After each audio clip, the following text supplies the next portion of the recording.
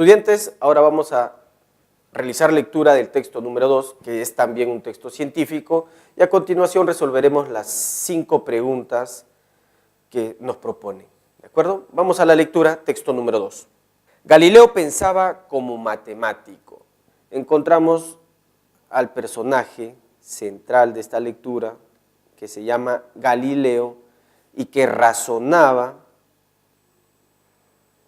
¿como quién? Como matemático. Bien, es un científico Galileo, ¿no? Por lo tanto, él tenía que obrar con objetividad, su razón no podía pues perderse en subjetividades, y sabemos que las matemáticas son pues ciencias exactas, ¿no? Las matemáticas, ciencias exactas. Entonces Galileo es un representante de la práctica científica. Y obviamente el autor nos tiene que contar cómo es el razonamiento matemático. Seguimos con la lectura. Por eso comenzó su trabajo idealizando el problema que iba a solucionar. Entonces, hasta este punto dice que Galileo razonaba como matemático y él idealizaba.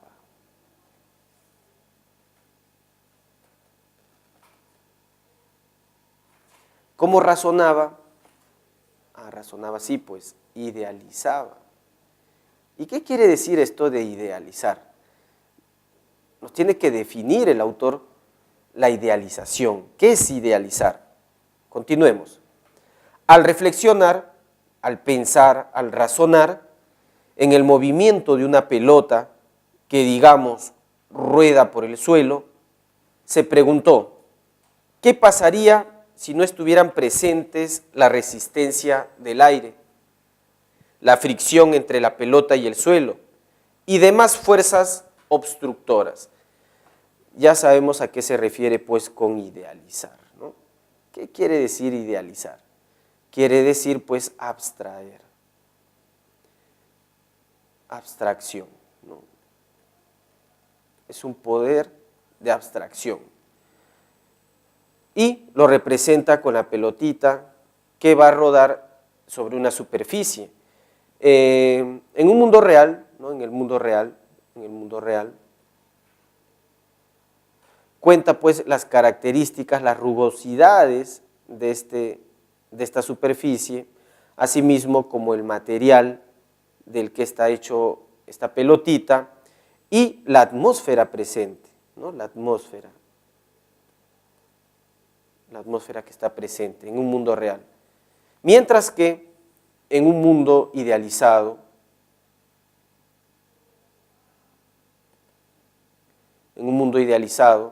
que se propone en la lectura, Galileo es capaz de quitar a la atmósfera, ¿cierto? Es capaz de quitar estas rugosidades que oponen resistencia al desplazamiento de la pelota.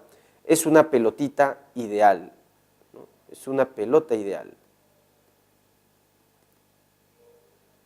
En una superficie ideal. En un espacio ideal. Entonces, con esta abstracción que se menciona en la lectura, Galileo ha sido capaz de suprimir, ¿no? Ha sido capaz de suprimir esas fuerzas que se oponen al libre desplazamiento de esta pelotita ideal. Pero tenemos que continuar con la lectura porque no ha quedado ahí. Seguimos. ¿Qué haría la pelota una vez puesta en movimiento? En este mundo ideal, esta pelota es puesta en movimiento. ¿Qué sucederá en ese caso? Sacó en conclusión que la pelota continuaría moviéndose indefinidamente, a velocidad constante y en línea recta. O sea, si una fuerza hace mover a esta pelotita ideal sobre una superficie ideal, en un espacio ideal, esta pelota se va a mover ininterrumpidamente, eternamente, un movimiento ininterrumpido.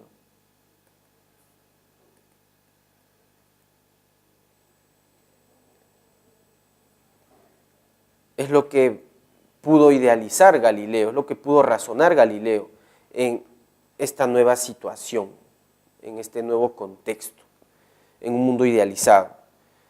Llegó a esa conclusión de que la pelota continuaría moviéndose indefinidamente a velocidad constante y en línea recta. Velocidad constante y línea recta. En términos generales, si no actúa ninguna fuerza sobre un cuerpo y éste se encuentra en reposo, permanecerá en reposo. Y si no actúa ninguna fuerza y el cuerpo está en movimiento, continuará moviéndose a velocidad constante y en línea recta. Eso es lo que pudo concluir Galileo a partir de esta idealización, a partir de esta abstracción.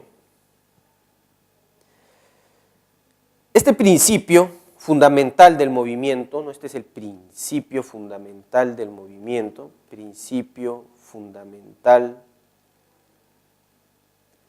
del movimiento, propuesto por Galileo, o axioma de la física, se conoce hoy como la primera ley del movimiento de Newton. Reparemos en que contiene dos aseveraciones importantes, dos proposiciones importantes. ¿Cuáles son? La primera aseveración, de que un cuerpo en movimiento continuará moviéndose en línea recta. No tiene nada de nueva. Afirma que el movimiento en línea recta es el movimiento natural de los cuerpos, el movimiento que persistirá a menos que sean forzados a desviarse de la trayectoria que llevan. Efectivamente, ¿no? Esta pelotita ideal, que ha sido movida por una fuerza externa, si no hay algo que lo interrumpa, seguirá moviéndose rectilíneamente e ininterrumpidamente, ¿no?, por los siglos de los siglos. Y eso es lo que caracteriza, en primer lugar, a este principio fundamental del movimiento, ¿no?, la persistencia.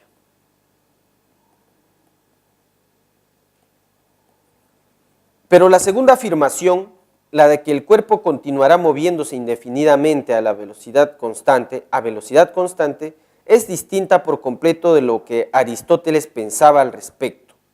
Pues lo que hizo Galileo fue asegurar que no hacía falta fuerza alguna para mantener en movimiento un cuerpo una vez se haya iniciado ese movimiento. O sea, esta fuerza de aquí movía esta pelotita ideal y este movimiento iba a mantenerse así ininterrumpidamente, a velocidad constante y de una forma rectilínea, ¿ya? En eso iba a persistir. Y no había necesidad de que se le vuelva a imprimir otra fuerza para que esta pelotita siga moviéndose. Esto a diferencia de Aristóteles, ¿no? Seguramente Aristóteles concebía que cuando a un cuerpo se le inflige una fuerza y éste se mueve, dejará de moverse más adelante, ¿no? O sea, los movimientos no son ininterrumpidos para Aristóteles, los movimientos cesan y hay que volverlos a forzar para que estos nuevamente se vuelvan a mover.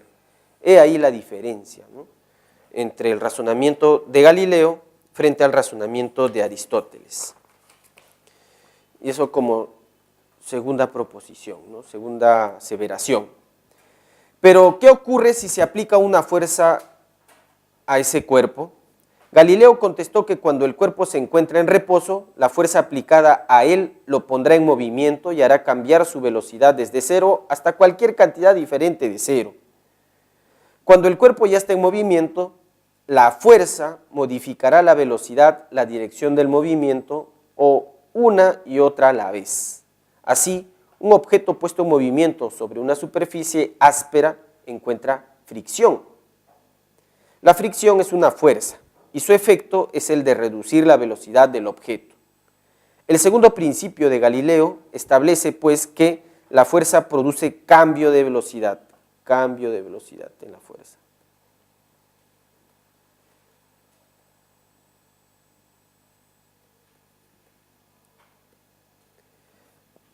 o de dirección.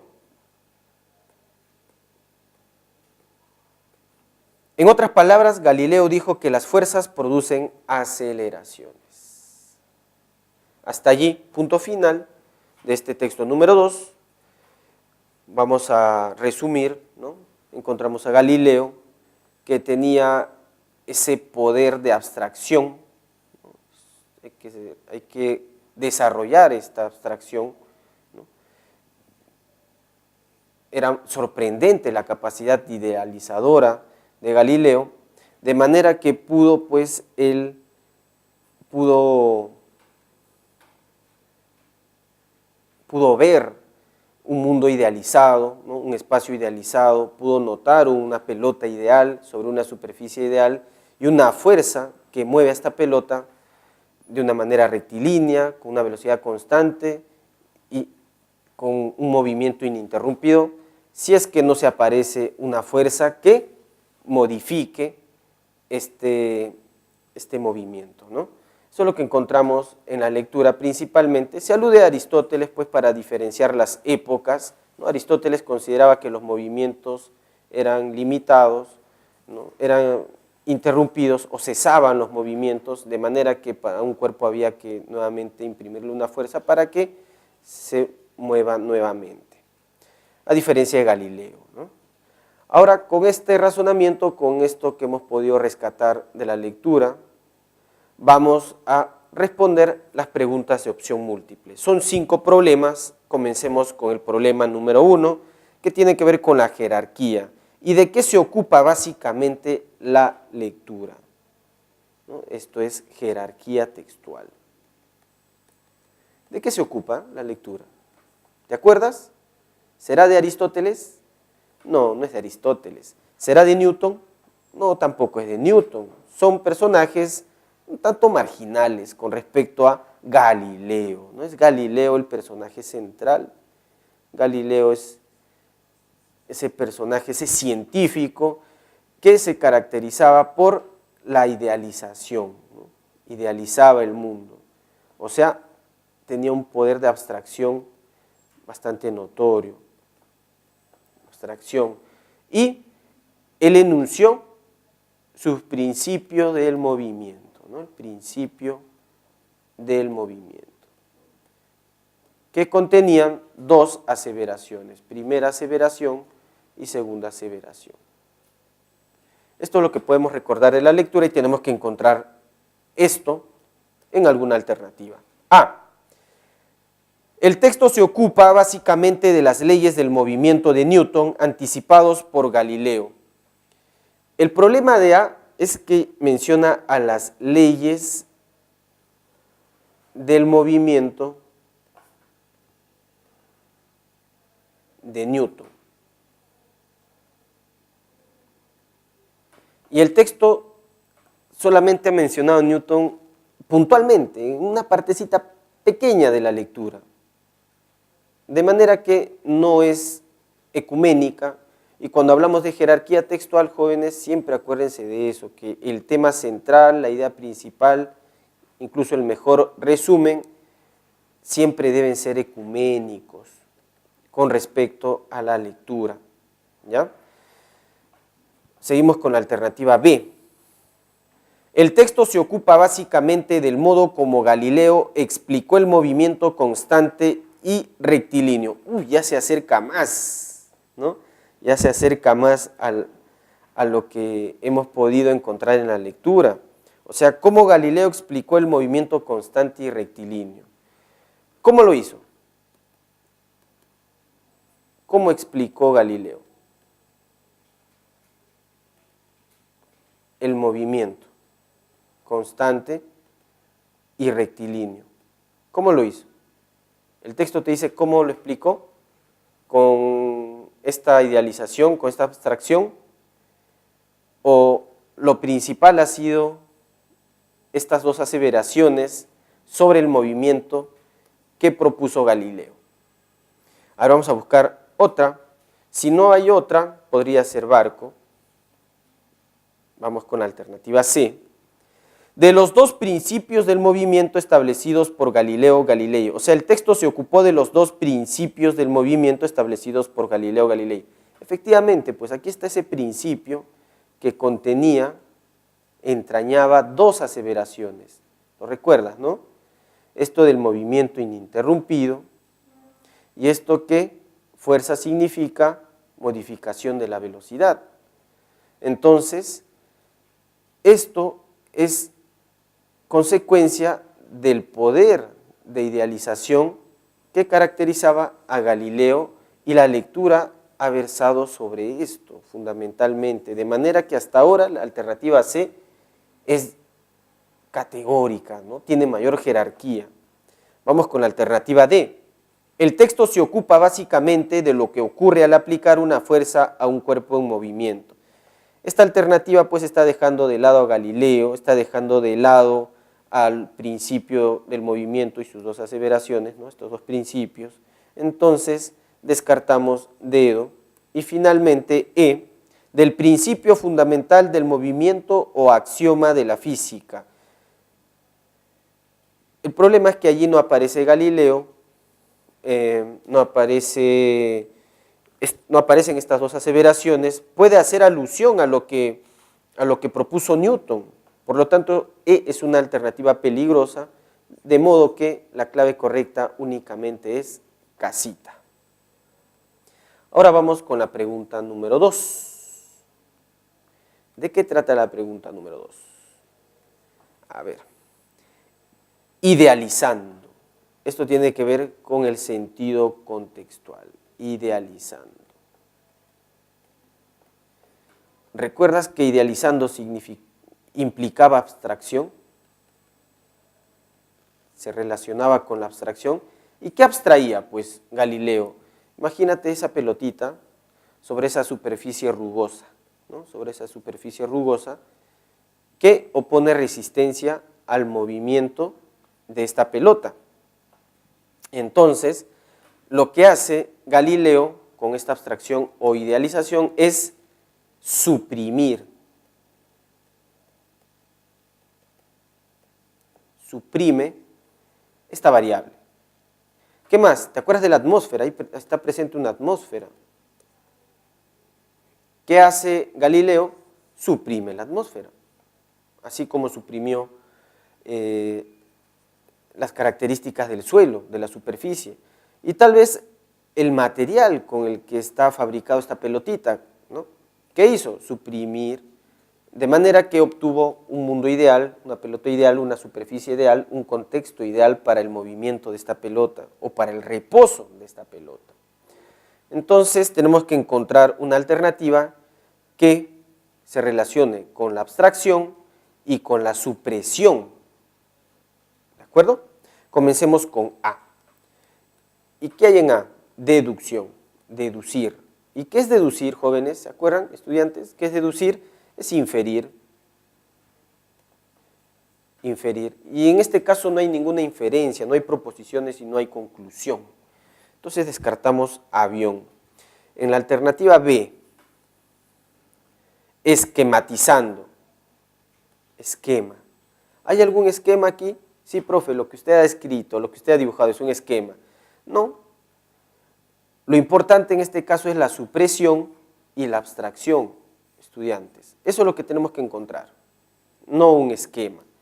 Descartamos esta alternativa. C, estilizando, un estilo. ¿Ustedes ven aquí algo artístico, algún estilo? No, descartamos la alternativa C. Está entre D o E. Generalizando, generalizar.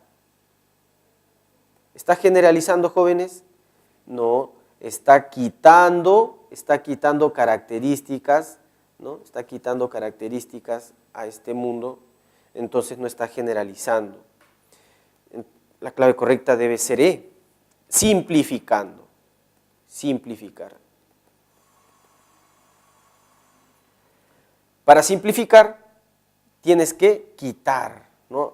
Algo que es complejo, tienes que quitarle elementos para que se vuelva mucho más simple.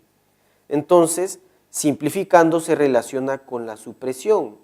con esto de estar suprimiendo características a este mundo real. Por lo tanto, la clave correcta es emoción. Seguimos con la pregunta número 3. ¿Qué hay en la pregunta número 3? Fricción. Otro sentido contextual, pero seguramente abordado de otra forma. El sentido preciso en que se emplea el término fricción en el segundo párrafo es el de, ¿qué dice? La lectura dice así: un objeto puesto en movimiento sobre una superficie áspera encuentra fricción. Fricción. Entonces, imagínate esa pelotita sobre una superficie áspera, ¿no? Esta superficie áspera es una fricción al movimiento de esta pelota. Y esa fricción es una fuerza. ¿Qué produce esta fuerza? Cambio de velocidad. ¿No? Acuérdate de lo que decía la lectura. Cambio de velocidad. ¿Qué cambio? ¿Aumenta o disminuye la velocidad del movimiento de esa pelotita? Disminuye, pues. Disminuye la velocidad de esa pelotita. De manera que vamos a encontrar una alternativa que encierre o se relacione con el concepto de oposición al movimiento. Es una fuerza que se opone al movimiento. Comencemos con A. Conflicto. Conflicto. ¿Qué es un conflicto? Una guerra. Y yo quisiera saber si ustedes ven una guerra en este dibujo, o sea, que la pelotita está en conflicto con esta superficie áspera, con las rugosidades de la superficie, del suelo. No están en guerra, ¿no?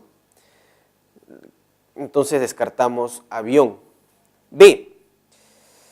Contacto. Es más que un mero contacto, es mucho más que un mero contacto. Es oposición. Entonces no solamente es contacto. C. Emulación. ¿Qué significa emulación, profesor? Te preguntarás. Emulación significa imitación. Y en este caso no hay ninguna imitación. Descartamos casa. D. Rechazo. Si fuera rechazo, esta pelotita al rodar sobre esta superficie rugosa o áspera, si esta superficie áspera rechazara, pues la pelotita tendría que salir disparada, tendría que salir despedida, tendría que volar, tendría que salir disparada de esta superficie. De manera que no es la idea, sino que esta pelotita al rodar sobre esta superficie áspera va a disminuir su velocidad hasta seguramente llegar a detenerse. Descartamos dedo, por lo tanto la clave correcta tiene que ser E, que dice resistencia. Resistencia. Y obviamente, pues, ¿no? Se resiste o esta superficie áspera presenta resistencia u oposición al movimiento ininterrumpido de esta pelotita. La clave correcta es emoción. Estudiantes, continuamos con la pregunta número 4. Pregunta número 4, que tiene que ver con la incompatibilidad. Incompatibilidad. Incompatibilidad.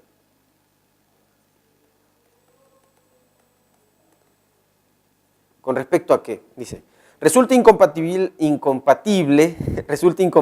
con lo planteado en el texto afirmar que la asunción de fuerza supone que esta,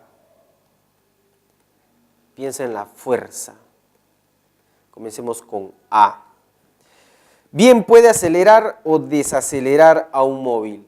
¿Será cierto eso o no será cierto eso? Efectivamente, pues según Galileo, un cuerpo en reposo al cual se le imprime una fuerza, este cuerpo se moverá por encima de cero. ¿De acuerdo? Por lo tanto, el enunciado A es compatible y nos exigen encontrar una incompatible. Seguimos con B. La asunción de fuerza supone que esta fuerza es capaz de cambiar la dirección de un móvil. Efectivamente, pues, recuerda que Galileo idealizó que un cuerpo puede estar moviéndose a velocidad constante de manera rectilínea y de un modo ininterrumpido hasta que tal vez un cuerpo con cierta fuerza lo desvíe de su camino. Entonces sí, una fuerza puede desviar a un cuerpo que se está moviendo ininterrumpidamente en el espacio. Entonces el enunciado B también resulta ser compatible. Seguimos con C. La fuerza puede dar inicio al movimiento de un cuerpo. ¿Sí? Si un cuerpo está en reposo y se le aplica una fuerza, este cuerpo se moverá. De manera que también el enunciado C es compatible. Seguimos con D. La fuerza puede hacer que un móvil quede en reposo. Recuerda lo áspero de una superficie que se opone o se resiste al movimiento de un cuerpo hasta detenerlo, ¿cierto? Y en ese momento, ese cuerpo quedará en reposo. Entonces, también D es compatible. De manera que la clave correcta tiene que estar en E. Solo se aplica a un objeto en movimiento. La fuerza solamente se aplica a un objeto en movimiento. Bueno, estudiantes, recuerden que este tipo de adverbios, solo, únicamente, exclusivamente, son trampas. ¿Ya? Aquí encuentras una trampa. Y está, pues, generalizando, ¿no? O sea, únicamente la fuerza se aplica a objetos en movimiento. Y esto es mentira, es incompatible. ¿Por qué? Porque la fuerza se puede aplicar a un objeto que está en movimiento, ¿ya? Un objeto en movimiento,